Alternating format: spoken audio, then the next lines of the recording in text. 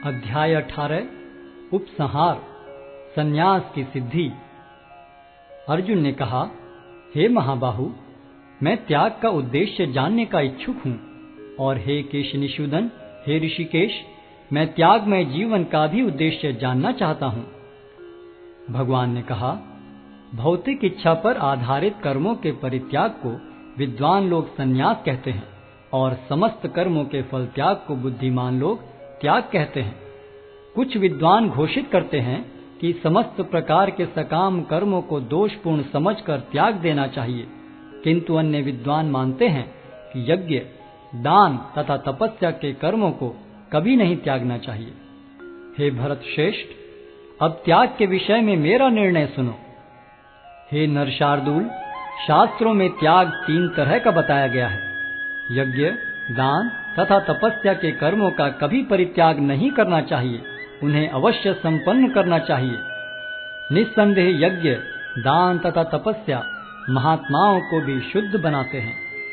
इन सारे कार्यों को किसी प्रकार की आसक्ति या फल की आशा के बिना संपन्न करना चाहिए।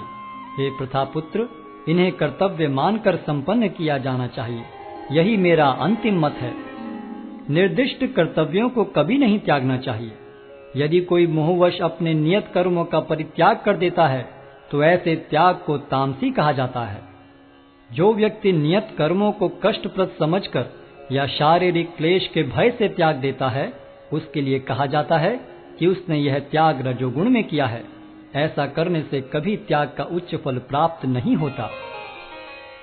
हे अर्जुन, जब मनुष्य नियत कर्तव्य को करणीय मानकर करता है और समस्त भौतिक संगति तथा फल की आसक्ति को त्याग देता है, तो उसका त्याग सात्विक कहलाता है। सतोगुण में स्थित बुद्धिमान त्यागी, जो न तो अशुभ कर्म से घृणा करता है, न शुभ कर्म से लिप्त होता है, वह कर्म के विषय में कोई संशय नहीं रखता। निस्संदेह किसी भी देहधारी प्राणी के लिए समस्त कर्मों का परित्याग कर पाना असंभव है, लेकिन जो कर्म फल का परित्याग करता है वह वास्तव में त्यागी कहलाता है। जो त्यागी नहीं है, उसके लिए इच्छित, अनिच्छित तथा मिश्रित ये 3 प्रकार के कर्म फल मृत्यु के बाद मिलते हैं, लेकिन जो सन्यासी है उन्हें ऐसे फल का सुख दुख नहीं भोगना पड़ता। हे महाबाहु अर्जुन, वेदांत के अनुसार समस्त कर्म की पूर्ति के लिए 5 कारण हैं। अब तुम इन्हें मुझसे सुनो। कर्म का स्थान शरीर, कर्ता, विभिन्न इंद्रियां, अनेक प्रकार की चेष्टाएं तथा परमात्मा, ये 5 कर्म के कारण हैं। मनुष्य अपने शरीर, मन या वाणी से जो भी उचित या अनुचित कर्म करता है वह इन 5 कारणों के फलस्वरूप होता है। अतएव जो इन 5 कारणों को न मानकर अपने आप को ही एकमात्र कर्ता मानता है, वह निश्चय ही बहुत बुद्धिमान नहीं होता और वस्तुओं को सही रूप में नहीं देख सकता। जो मिथ्या अहंकार से प्रेरित नहीं है, जिसकी बुद्धि बंधी नहीं है, वह इस संसार में मनुष्यों को मारता हुआ भी नहीं मारता, न ही वह अपने कर्मों से बंधा होता है। ज्ञान, ज्ञेय तथा ज्ञाता, ये तीनों कर्म को प्रेरणा देने वाले कारण हैं। इंद्रियां, कर्म तथा कर्ता, ये 3 कर्म के संघटक हैं। प्रकृति के 3 गुणों के अनुसार ही ज्ञान, कर्म तथा कर्ता के 3 भेद हैं। अब तुम मुझसे इन्हें सुनो। जिस ज्ञान से अनंत रूपों में विभक्त सारे जीवों में एक ही अविभक्त आध्यात्मिक प्रकृति देखी जाती है, उसे ही तुम सात्विक जानो। जिस ज्ञान से कोई मनुष्य विभिन्न शरीरों में भिन्न भिन्न प्रकार का जीव देखता है, उसे तुम राजसी जानो। और वह ज्ञान जिससे मनुष्य किसी एक प्रकार के कार्य को, जो अति तुच्छ है, सब कुछ मानकर सत्य को जाने बिना उसमें लिप्त रहता है, तामसी कहा जाता है। जो कर्म नियमित है और जो आसक्ति, राग या द्वेष से रहित कर्मफल की चाह के बिना किया जाता है, वह सात्विक कहलाता है। लेकिन जो कार्य अपनी इच्छा पूर्ति के निमित्त प्रयास पूर्वक एवं मिथ्य अहंकार के भाव से किया जाता है, वह रजोगुणी कहा जाता है। जो कर्म मोहवश शास्त्रीय आदेशों की अवहेलना करके तथा भावी बंधन की परवाह किए बिना या हिंसा अथवा अन्यों को दुख पहुंचाने के लिए किया जाता है, वह तामसी कहलाता है। जो व्यक्ति भौतिक गुणों के संसर्ग के बिना अहंकार रहित संकल्प तथा उत्साह पूर्वक अपना कर्म करता है और सफलता अथवा असफलता में अविचलित रहता है, वह सात्विक कर्ता कहलाता है। जो कर्ता कर्म तथा कर्म फल के प्रति आसक्त होकर फलों का भोग करना चाहता है तथा जो लोभी, सदैव ईर्ष्यालु, अपवित्र और सुख दुख से विचलित होने वाला है, वह राजसी कहा जाता है। जो कर्ता सदा शास्त्रों के आदेशों के विरुद्ध कार्य करता रहता है, जो भौतिकवादी, हठी, कपटी तथा अन्यों का अपमान करने में पटु है तथा जो आलसी, सदैव खिन्न तथा काम करने में दीर्घ सूत्री है, वह तमोगुणी कहलाता है। हे धनंजय, अब मैं प्रकृति के 3 गुणों के अनुसार तुम्हें विभिन्न प्रकार की बुद्धि तथा धृति के विषय में विस्तार से बताऊंगा, तुम इसे सुनो। हे प्रथापुत्र, वह बुद्धि सतोगुणी है, जिसके द्वारा मनुष्य यह जानता है कि क्या करणीय है और क्या नहीं है, किससे डरना चाहिए और किससे नहीं, क्या बांधने वाला है और क्या मुक्ति देने वाला है। हे प्रथापुत्र, जो बुद्धि धर्म तथा अधर्म, करणीय तथा अकरणीय कर्म में भेद नहीं कर पाती, वह राजसी है। जो बुद्धि मोह तथा अहंकार के वशीभूत होकर अधर्म को धर्म और धर्म को अधर्म मानती है और सदैव विपरीत दिशा में प्रयत्न करती है, हे पार्थ, वह तामसी है। हे प्रथापुत्र, जो अटूट है, जिसे योगाभ्यास द्वारा अचल रहकर धारण किया जाता है और जो इस प्रकार मन, प्राण तथा इंद्रियों के कार्यकलापों को वश में रखती है, वह धृति सात्विक है। लेकिन हे अर्जुन, जिस धृति से मनुष्य धर्म, अर्थ तथा काम के फलों में लिप्त बना रहता है, वह राजसी है। हे पार्थ, जो धृति स्वप्न, भय, शोक, विषाद तथा मोह के परे नहीं जाती, ऐसी दुर्बुद्धिपूर्ण धृति तामसी है। हे भरत श्रेष्ठ, अब मुझसे 3 प्रकार के सुखों के विषय में सुनो, जिनके द्वारा बद्ध जीव भोग करता है और जिसके द्वारा कभी कभी दुखों का अंत हो जाता है। जो प्रारंभ में विष जैसा लगता है, लेकिन अंत में अमृत के समान है, और जो मनुष्य में आत्म साक्षात्कार जगाता है, वह सात्विक सुख कहलाता है। जो सुख इंद्रियों द्वारा उनके विषयों के संसर्ग से प्राप्त होता है और जो प्रारंभ में अमृत तुल्य तथा अंत में विष तुल्य लगता है, वह रजोगुणी कहलाता है। तथा जो सुख आत्म साक्षात्कार के प्रति अंधा है, जो प्रारंभ से लेकर अंत तक मोहकारक है और जो निद्रा, आलस्य तथा मोह से उत्पन्न होता है, वह तामसी कहलाता है। इस लोक में, स्वर्ग लोकों में या देवताओं के मध्य में कोई भी ऐसा व्यक्ति विद्यमान नहीं है जो प्रकृति के 3 गुणों से मुक्त हो।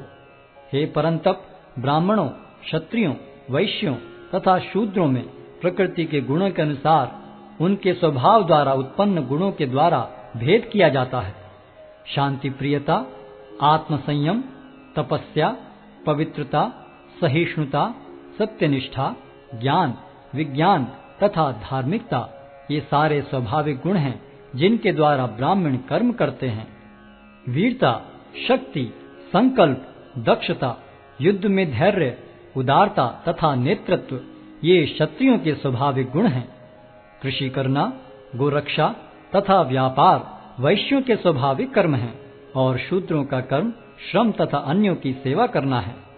अपने अपने कर्म के गुणों का पालन करते हुए प्रत्येक व्यक्ति सिद्ध हो सकता है। अब तुम मुझसे सुनो कि यह किस प्रकार किया जा सकता है। जो सभी प्राणियों का उद्गम है और सर्वव्यापी है, उस भगवान की उपासना करके मनुष्य अपना कर्म करते हुए पूर्णता प्राप्त कर सकता है। अपने वृत्तिपरक कार्य को करना, चाहे वह कितना ही त्रुटिपूर्ण ढंग से क्यों न किया जाए, अन्य किसी के कार्य को स्वीकार करने और अच्छी प्रकार करने की अपेक्षा अधिक श्रेष्ठ है। अपने स्वभाव के अनुसार निर्दिष्ट कर्म कभी भी पाप से प्रभावित नहीं होते। प्रत्येक उद्योग किसी न किसी दोष से आवृत्त होता है, जिस प्रकार अग्नि धुएं से आवृत्त रहती है। अतएव हे कुंती पुत्र, मनुष्य को चाहिए कि स्वभाव से उत्पन्न कर्म को, भले ही वह दोषपूर्ण क्यों न हो, कभी त्यागे नहीं। जो आत्म संयमी तथा अनासक्त है एवं जो समस्त भौतिक भोगों की परवाह नहीं करता, वह संन्यास के अभ्यास द्वारा कर्म फल से मुक्ति की सर्वोच्च सिद्ध अवस्था प्राप्त कर सकता है। हे कुंती पुत्र, जिस तरह इस सिद्धि को प्राप्त हुआ व्यक्ति परम सिद्धावस्था अर्थात ब्रह्म को सर्वोच्च ज्ञान की अवस्था है प्राप्त करता है, उसका मैं संक्षेप में तुमसे वर्णन करूंगा, उसे तुम जानो। अपनी बुद्धि से शुद्ध होकर तथा धैर्यपूर्वक मन को वश में करते हुए इंद्रिय तृप्ति के विषयों का त्याग कर राग तथा द्वेष से मुक्त होकर जो व्यक्ति एकांत स्थान में वास करता है, जो थोड़ा खाता है, जो अपने शरीर, मन तथा वाणी को वश में रखता है, जो सदैव समाधि में रहता है तथा पूर्णतया विरक्त, मिथ्या अहंकार, मिथ्या शक्ति, मिथ्या गर्व, काम, क्रोध तथा भौतिक वस्तुओं के संग्रह से मुक्त है, जो मिथ्या स्वामित्व की भावना से रहित तथा शांत है, वह निश्चय ही आत्म साक्षात्कार के पद को प्राप्त होता है। इस प्रकार जो दिव्य पद पर स्थित है, वह तुरंत पर ब्रह्म का अनुभव करता है और पूर्णतया प्रसन्न हो जाता है। वह न तो कभी शोक करता है, न किसी वस्तु की कामना करता है। वह प्रत्येक जीव पर संभाव रखता है। उस अवस्था में वह मेरी शुद्ध भक्ति को प्राप्त करता है। केवल भक्ति से मुझ भगवान को यथारूप में जाना जा सकता है। जब मनुष्य ऐसी भक्ति से मेरे पूर्ण भावनामृत में होता है, तो वह वैकुंठ जगत में प्रवेश कर सकता है। मेरा शुद्ध भक्त मेरे संरक्षण में समस्त प्रकार के कार्यों में संलग्न रहकर भी मेरी कृपा से नित्य तथा विनाशी धाम को प्राप्त होता है। सारे कार्यों के लिए मुझ पर निर्भर रहो और मेरे संरक्षण में सदा कर्म करो। ऐसी भक्ति में मेरे प्रति पूर्णतया सचेत रहो। यदि तुम मुझसे भावना भावित होगे, तो मेरी कृपा से तुम बद्ध जीवन के सारे अवरोधों को लांघ जाओगे। लेकिन यदि तुम मिथ्या अहंकारवश ऐसी चेतना में कर्म नहीं करोगे और मेरी बात नहीं सुनोगे, तो तुम विनष्ट हो जाओगे। यदि तुम मेरे निर्देशानुसार कर्म नहीं करते और युद्ध में प्रवृत्त नहीं होते हो, तो तुम कुमार्ग पर जाओगे। तुम्हें अपने स्वभाववश युद्ध में लगना होगा। इस समय तुम मोहवश मेरे निर्देशानुसार कर्म करने से मना कर रहे हो, लेकिन हे कुंती पुत्र, तुम अपने ही स्वभाव से उत्पन्न कर्म द्वारा बाध्य होकर वही सब करोगे। हे अर्जुन, परमेश्वर प्रत्येक जीव के हृदय में स्थित है और भौतिक शक्ति से निर्मित यंत्र में सवार की भांति बैठे समस्त जीवों को अपनी माया से घुमा रहे हैं। हे भारत, सब प्रकार से उसी की शरण में जाओ। उसकी कृपा से तुम परम शांति को तथा परम नित्य धाम को प्राप्त करोगे। इस प्रकार मैंने तुम्हें गुह्यतर ज्ञान बतला दिया। इस पर पूरी तरह से मनन करो और तब जो चाहो सो करो। क्योंकि तुम मेरे अत्यंत प्रिय मित्र हो, अतः मैं तुम्हें अपना परम आदेश, जो सर्वाधिक गुह्य ज्ञान है, बता रहा हूँ। इसे अपने हित के लिए सुनो। सदैव मेरा चिंतन करो, मेरे भक्त बनो, मेरी पूजा करो और मुझे नमस्कार करो। इस प्रकार तुम निश्चित रूप से मेरे पास आओगे। मैं तुम्हें वचन देता हूँ, क्योंकि तुम मेरे परम प्रिय मित्र हो। समस्त प्रकार के धर्मों का परित्याग करो और मेरी शरण में आओ। मैं समस्त पापों से तुम्हारा उद्धार कर दूंगा। डरो मत। यह गुह्य ज्ञान उनको कभी भी न बताया जाए जो न तो संयमी है, न एकनिष्ठ, न भक्ति में रत है, न ही उसे जो मुझसे द्वेष करता है। जो व्यक्ति भक्तों को यह परम रहस्य बताता है, वह शुद्ध भक्ति को प्राप्त करेगा और अंत में वह मेरे पास वापस आएगा। इस संसार में उसकी अपेक्षा कोई अन्य सेवक न तो मुझे अधिक प्रिय है और न कभी होगा। और मैं घोषित करता हूँ कि जो हमारे इस पवित्र संवाद का अध्ययन करता है, वह अपनी बुद्धि से मेरी पूजा करता है, और जो श्रद्धा समेत तथा द्वेष रहित होकर इसे सुनता है, वह सारे पापों से मुक्त हो जाता है और उन शुभ लोकों को प्राप्त होता है जहाँ पुण्य आत्माएं निवास करती हैं। हे प्रथापुत्र, हे धनंजय, क्या तुमने इसे एकाग्र चित्त होकर सुना? और क्या अब तुम्हारा ज्ञान तथा मोह दूर हो गया है? अर्जुन ने कहा, हे कृष्ण, हे अच्युत, अब मेरा मोह दूर हो गया। आपके अनुग्रह से मुझे मेरी स्मरण शक्ति वापस मिल गई। अब मैं संशय रहित तथा दृढ़ हूँ और आपके आदेशानुसार कर्म करने के लिए उद्यत हूँ। संजय ने कहा, इस प्रकार मैंने कृष्ण तथा अर्जुन, इन दोनों महापुरुषों की वार्ता सुनी, और यह संदेश इतना अद्भुत है कि मेरे शरीर में रोमांच हो रहा है। व्यास की कृपा से मैंने ये परम गुह्य बातें साक्षात योगेश्वर कृष्ण के मुख से अर्जुन के प्रति कही जाती हुई सुनी। हे राजन, जब मैं कृष्ण तथा अर्जुन के मध्य हुई इस आश्चर्यजनक तथा पवित्र वार्ता का बारंबार स्मरण करता हूँ, तो प्रतिक्षण आह्लाद से गदगद हो उठता हूँ। हे राजन, भगवान कृष्ण के अद्भुत रूप का स्मरण करते ही मैं अधिकाधिक आश्चर्यचकित होता हूँ और पुनः पुनः हर्षित होता हूँ। जहाँ योगेश्वर कृष्ण हैं और जहाँ परम धनुर्धर अर्जुन हैं, वहीं ऐश्वर्य, विजय, अलौकिक शक्ति तथा नीति भी निश्चित रूप से रहती है, ऐसा मेरा मत है। हरे कृष्ण कृष्ण कृष्ण हरे हरे, हरे राम राम राम हरे हरे। हरे कृष्ण कृष्ण कृष्ण हरे हरे, हरे राम राम राम हरे हरे।